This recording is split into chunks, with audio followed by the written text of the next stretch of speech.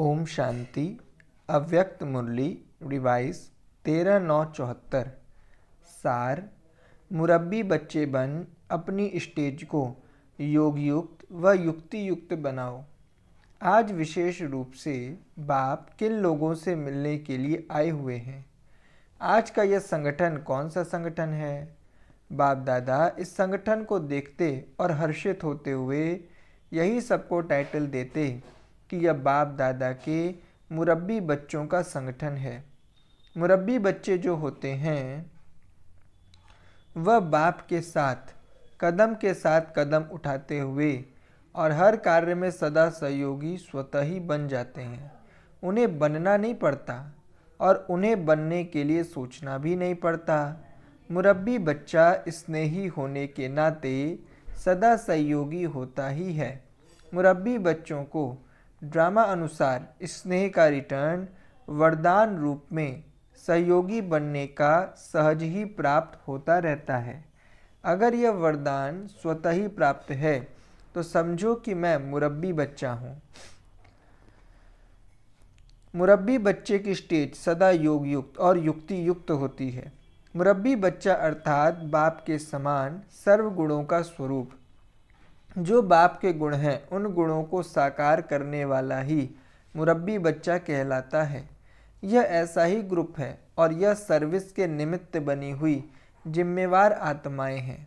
यह तो सब कहेंगे कि सर्विस अर्थ निमित्त अर्थात बाप के गुणों को साकार करने के निमित्त, इसको ही सर्विस कहा जाता है। बाकी ज्ञान को वर्णन करना यह तो कॉमन सामान्य बात है। यह विशेष सर्विस नहीं है। सर्विस की विशेषता अर्थात बाप के सर्व गुणों का स्वरूप बन कर बाप का साक्षात्कार अपने स्वरूप द्वारा कराना, सुनना सुनाना, यह तो द्वापर युग से चला आ रहा है। लेकिन आप विशेष आत्माओं की विशेषता किस बात में है?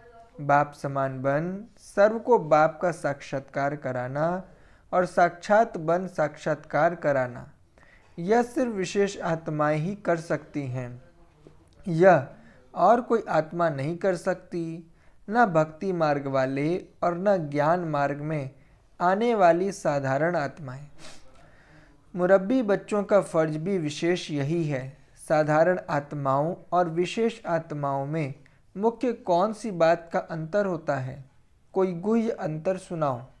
मुख्य अंतर यह है, विशेष आत्माओं के मुख से और उनके अनुभव से हर आत्मा का एक सेकंड में और अति सहज ही डायरेक्ट बाप से कनेक्शन जुड़ जाएगा। और जो साधारण आत्मा होगी वह बीच में दलाल जो बनते हैं तो पहले दलाल में रुककर फिर बाद में बाप से डायरेक्ट जुटेगा। साधारण आत्माओं के सर्विस की रिजल्ट में आने वाली आत्मा इतनी शक्तिशाली नहीं बनती जो सहज और बहुत जल्दी बाप से कनेक्शन जोड़ने के निमित्त बनेंगे।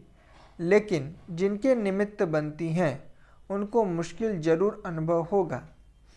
मेहनत मुश्किल और समय लगेगा। क्या करें, कैसे करें, यह हो सकता है अथवा नहीं, उनके सामने यह क्वेश्चन आएंगे। लेकिन विशेष आत्मा अपनी विशेषता के आधार से, अपनी शक्ति के आधार से यह क्यों और कैसे के क्वेश्चन समाप्त कर देगी। वे मुश्किल और मेहनत का अनुभव नहीं करने देगी। आने से ही हर एक यह अनुभव करेंगे कि यह तो मेरा गंवाया हुआ परिवार या भूला हुआ बाप मुझे फिर से मिल गया है। भूलने पर आश्चर्य लगेगा कि मैं भूला कैसे, ऐसे बाप को मैं भूल गया। यह है मुख्य अंतर विशेष आत्माओं और साधारण आत्माओं का। साधारण आत्मा प्रयत्न करती है कि बाप से डायरेक्ट कनेक्शन जुड़ जाए, लेकिन आजकल की निर्बल आत्माओं को सिर्फ अपना बल नहीं चाहिए, क्योंकि वे सिर्फ ज्ञान और योग के आधार से ही नहीं चल पाते हैं, बल्कि उन्हों को निमित्त बनी हुई आत्माओं की शक्ति का सहयोग चाहिए, जिससे कि वह जंप दे सकें। दिन प्रतिदिन आपके पास जो आत्माएं आएंगी वह अति निर्बल स्टेज वाली ही आएंगी। जैसे पहले ग्रुप में आप लोग निकले तो पहले ग्रुप की शक्ति हिम्मत और दूसरे ग्रुप की शक्ति हिम्मत और तीसरे ग्रुप की शक्ति और हिम्मत में अंतर दिखाई देता है ना। ऐसे ही फिर नई नई आत्माएं जो अब निकल रही हैं उनकी शक्ति और हिम्मत में भी अंतर दिखाई देता है। तन से भी और मन से भी हर ग्रुप में अंतर दिखाई देता जाता है। यह तो सबका अनुभव है ना। हिसाब से सोचो कि अब जो लास्ट की आत्माएं आएंगी वह क्या होंगी? अति निर्बल होंगी ना।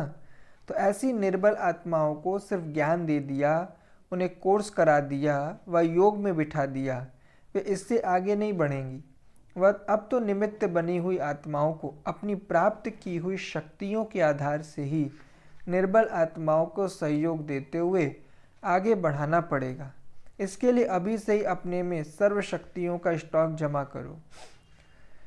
जैसे स्थूल भोजन का लंगर लगता है ना, वैसे आपके पास शक्ति लेने का दृश्य बहुत जल्दी सामने आएगा। अर्थात आप लोगों को भी शक्ति देने का लंगर लगाना पड़ेगा। उसके लिए आपको अपने में पहले से स्टॉक जमा करना पड़ेगा। जो गायन है द्रौपदी के देगड़े का। द्रौपदियाँ तो आप सब हो ना। द्रौपदी अर्थात यज्ञ माता का देगड़ा दोनों बातों में प्रसिद्ध हैं। एक तो स्थूल साधनों की कोई कमी नहीं और दूसरे सर्व शक्तियों की कोई कमी नहीं। सर्व शक्तियों से संपन्न देगड़ा कब खाली नहीं होता। भल कितने भी आ जाएं, कितना बड़ा लंगर लग जाए, कोई भूखा नहीं जा सकता। आगे चलकर जब प्रकृति के प्रकोप होंगे और आपदाएं आएंगी, तब सबका पेट भरने के लिए कौन सी चीज काम आएगी? उस समय सबके अंदर कौन सी भूख होगी? अन्न की कमी या धन की? तब तो शांति और सुख की भूख होगी, क्योंकि प्राकृतिक आपदाओं के कारण धन होते हुए भी धन काम में नहीं आएगा। साधन होते हुए भी साधनों द्वारा प्राप्ति नहीं हो सकेगी। जब सब स्थूल साधनों से व स्थूल धन से प्राप्ति की कोई आशा नहीं रहेगी, तब उस समय सबका संकल्प क्या होगा कि कोई शक्ति देवे जो कि इन आपदाओं से पार हो सके, और कोई हमें शांति देवे। तो ऐसे ऐसे लंगर बहुत लगने वाले हैं। उस समय पानी की एक बूंद भी कहीं दिखाई नहीं देगी। अनाज भी प्राकृतिक आपदाओं के कारण खाने योग्य नहीं होगा। तो फिर उस समय आप लोग क्या करेंगे? यदि ऐसी परीक्षाएं आपके सामने आए तो उस समय आप क्या करेंगे?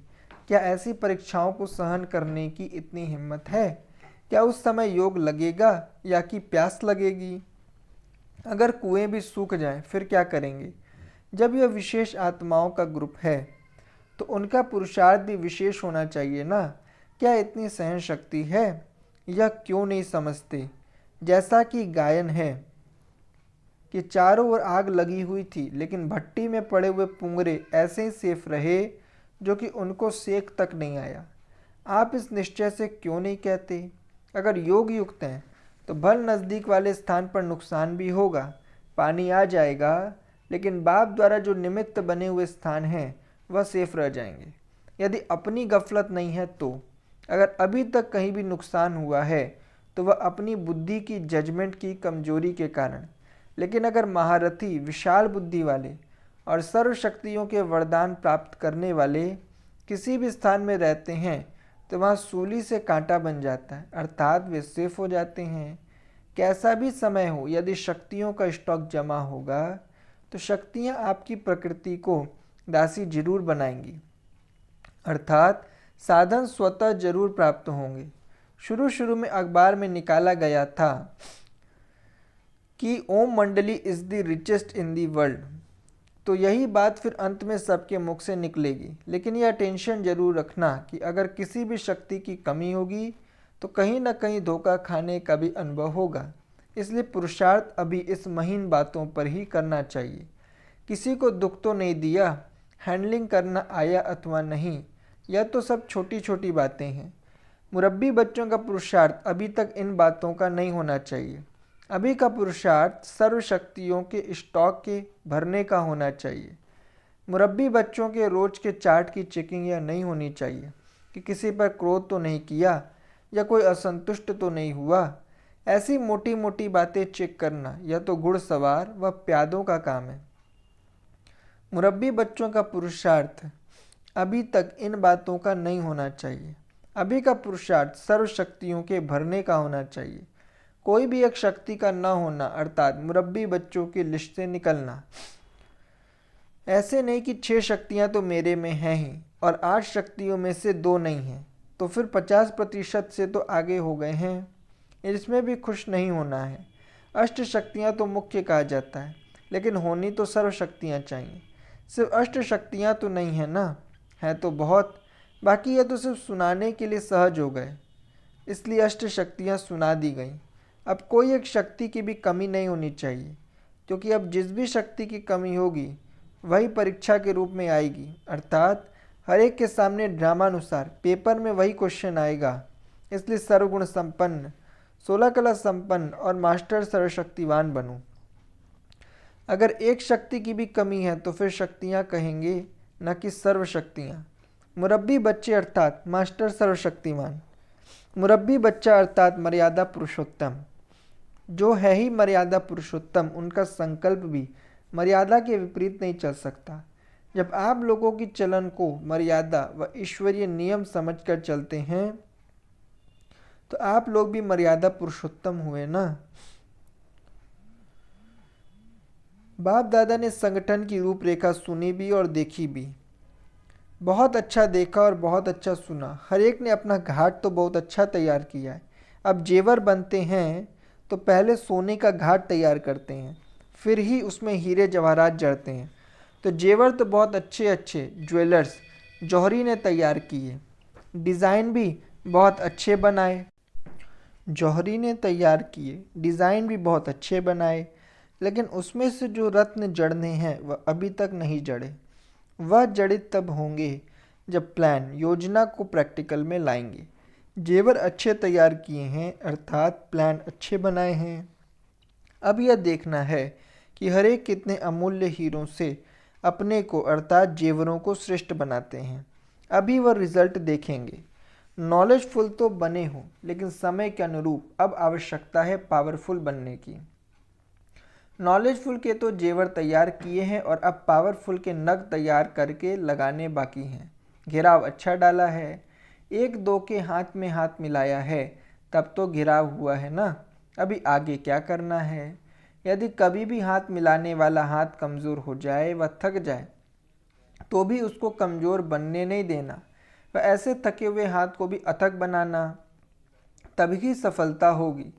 इस संगठन की सफलता सिर्फ स्वयं को बनाने में नहीं है, लेकिन संगठन को मजबूत करना, सर्व साथियों को उमंग व उत्साह में लाना, यह इस संगठन की सफलता। जब दूसरे की कमी को अपनी कमी समझेंगे तभी संगठन को सफल बना सकेंगे। एक की कमी को, थकावट को व कमज़ोरी को देखते हुए स्वयं को ऐसे संग की लहर में नहीं लाना है। फलानी ऐसी करती है तो फिर मैं भी कर लूँ। फलानी ने किया, यदि मैंने भी किया तो क्या हुआ? यह संकल्प स्वप्न तक भी नहीं आने देना, तब समझो कि सफलता है। मधुबन निवासी भी लकी हैं। मधुबन निवासियों की रिजल्ट उमंग, उत्साह और अथकपन में अच्छी है। बाकी आगे के लिए और भी माया प्रूफ बनो। जैसे वाटर प्रूफ होता है ना, ऐसे मधुबन निवासियों को माया प्रूफ बनना है, समझा?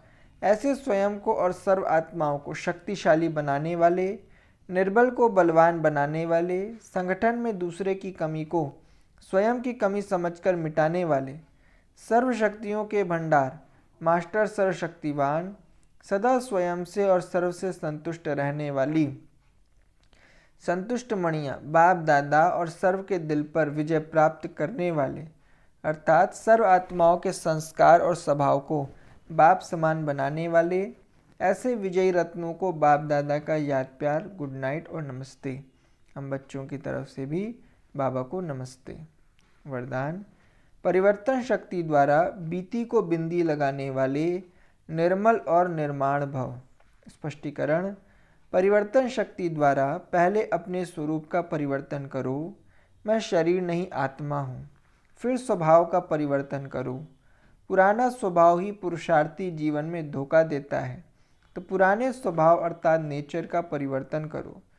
फिर है संकल्पों का परिवर्तन। व्यर्थ संकल्पों को समर्थ में परिवर्तन कर दो। इस प्रकार परिवर्तन शक्ति द्वारा हर बीती को बिंदी लगा दो तो निर्मल और निर्माण स्वतः बन जाएंगे। स्लोगन: मस्तक पर स्मृति का तिलक सदा चमकता रहे, यही सच्चे सुहाग की निशानी है। मस्तक पर स्मृति का तिलक सदा चमकता रहे, यही सच्चे सुहाग की निशानी है। अच्छा, ओम शांति।